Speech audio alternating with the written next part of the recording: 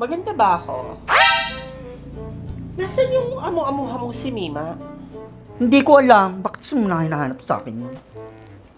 Baka absent. Papasok yun. Maghintay ka lang.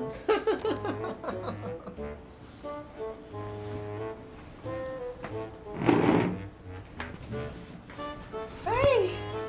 Ang pretty mo ngayon, girl. Pero mas pretty ako sa'yo ng konti. Lagi nagmamaganda tong babaeng to.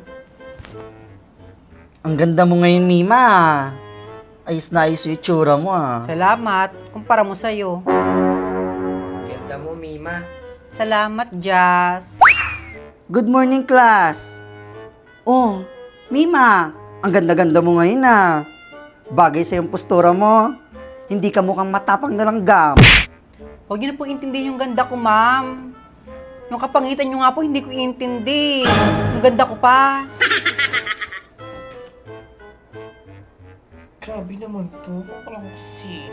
Eh bakit? Totoo naman Nagpaparecitation kahit wala namang tinuturo.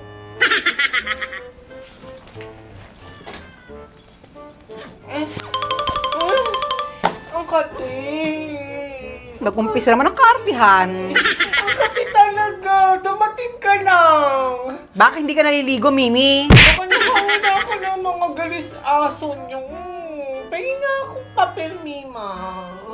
Pati pangbili ng papel, wala. Buraot. Ako! Give me one paper, Mima. Oh,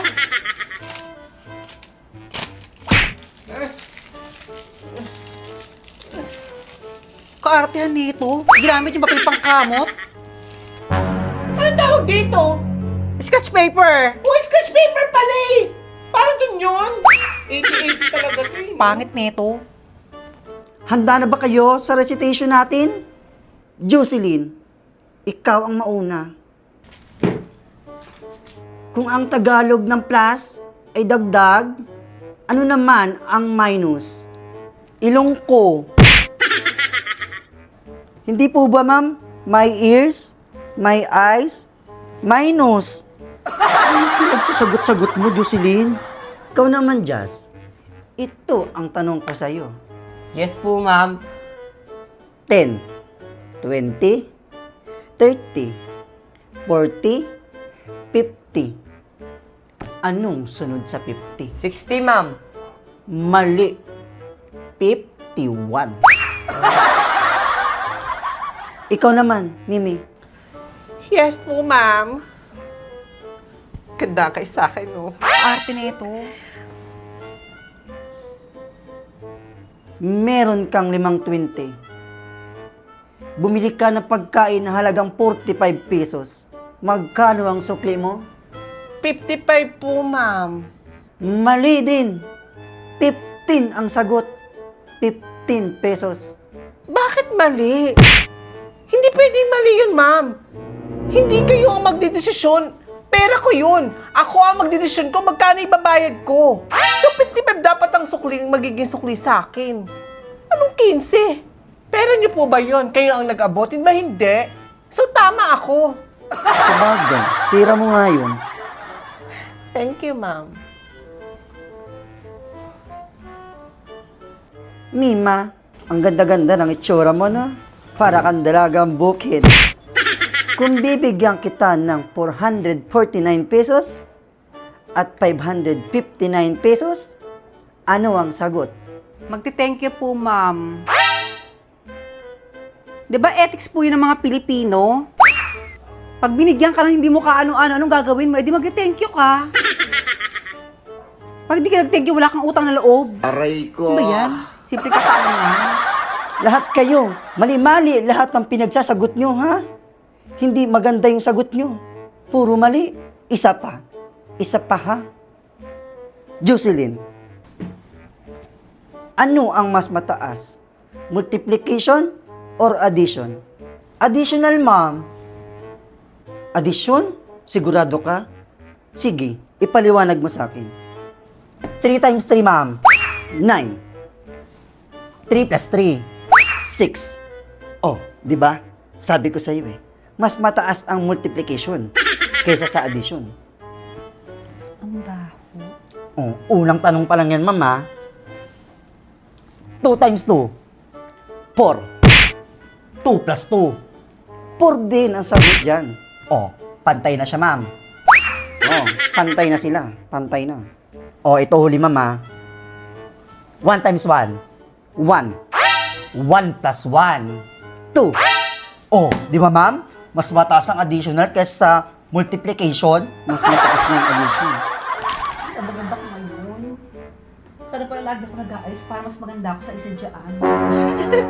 Lagi mo kasi binabati ito. Tignan mo, lumalaki yung ulo. Hindi, Diba mas maganda naman ako sa kanya? hindi ka makakapunta sa ganda ko. Well, Mimi, let's see. Oh, ikaw, Mima. Salamin ka na salamin dyan. Maganda ka na. Oo na. Ikaw na maganda. Hindi ka pa nakontento. Mas maganda ka pa kay Mimi. Ang tapang na naman si Ma'am. Ayun na. Ikaw naman, Mimi. Favorite niyo talaga ako, ma'am, no? 1,000 books plus 1,000 books. Pero ang dali naman ang tanong niyo. Diba, ito, gaganda-gandahan naman dito. 2,000 po, ma'am. Tama, magaling. Perfect. 2,000 books plus 2,000 books. Hindi pa bata yung tanong niyo, ma'am. Wala bang mas mahirap? 4,000. Ang galing. 5,959 books plus 3,592 books.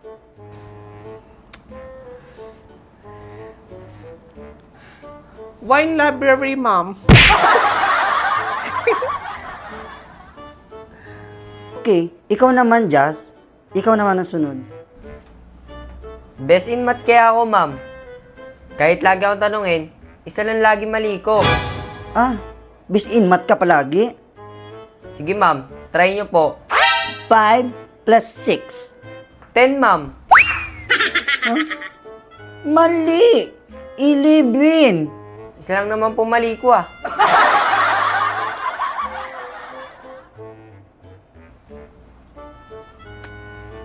Mima, ikaw naman ang tatanungin ko, ha? Tinatawag na si Ganda. Si Ganda daw ako, sabi ni Ma'am. Thank you, Ma'am. Mima, ikaw naman ang tatanungin ko, ha? Bibigyan kita ng 500 apples, 359 grapes, 32 oranges, and 1 banana. Anong sagot? Kung bibigyan po ako ng prutas, ano pong gagawin ko? E di syempre, Ma'am, i-share ko po sa mga kapatid ko at sa mga nangangailangan. Sayang po pag tinapon ko. O kaya po, kakainin ko na lang. Mali ang sagot mo. Pero mabuti yung gagawin mo. May papamahagi mo na lang yung mga prutas kaysa itapon mo. Thank you, Ma'am. Kabain to.